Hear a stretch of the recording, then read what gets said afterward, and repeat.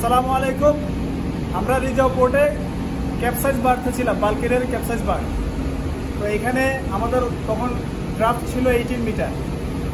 Capsize birth থেকে আমাদেরকে এখন শিফট করতেছে পানাম্যাক্স বার্থে। পানাম্যাক্স থেকে বার্থে আমাদের ড্রাফট থাকবে 13 মিটার বা তার কম। তো আমরা এখানে প্রায় 1,10,000 টন কার্গো ডিসচার্জ করার পর আমাদের ড্রাফট আসছে প্রায় 12 মিটারের একটু উপরে। তো আমরা এখান থেকে শিফট করতেছি। আপনাদেরকে দেখায়, এখানে দেখেন যে ট্রাকবোর্ড, এই যে ট্রাকবোর্ডটা এটা আমাদেরকে টানতেছে। আমাদের যদিও ইঞ্জিন রেডি আছে, কিন্তু তারপরে এই ট্রাকবোর্ড টেনে আমাদেরকে বাদ থেকে বের করে। আরেকটা হচ্ছে দেখেন, এটা ফরওয়ার্ড, আরেকটা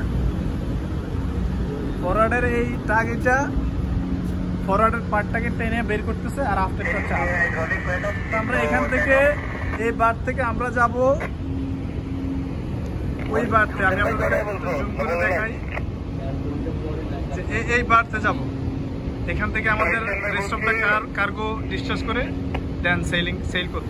এই ট্রাকবোর্ডটা এতক্ষণ আমাদেরকে টানতেছিল, বের করার পর এখন সে আমাদেরকে পুশ করবে, কারণ সে পেছন থেকে পুশ করবে আর আপনাদের ওই ফরওয়ার্ডের ট্রাকটা সামনে থেকে টানবে।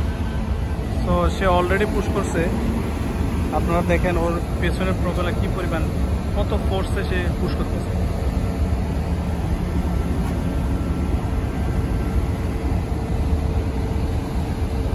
এখান থেকে যদি দেখাই আপনারা খুব ক্লিয়ারলি দেখবেন জাহাজটা ঘুরতেছে।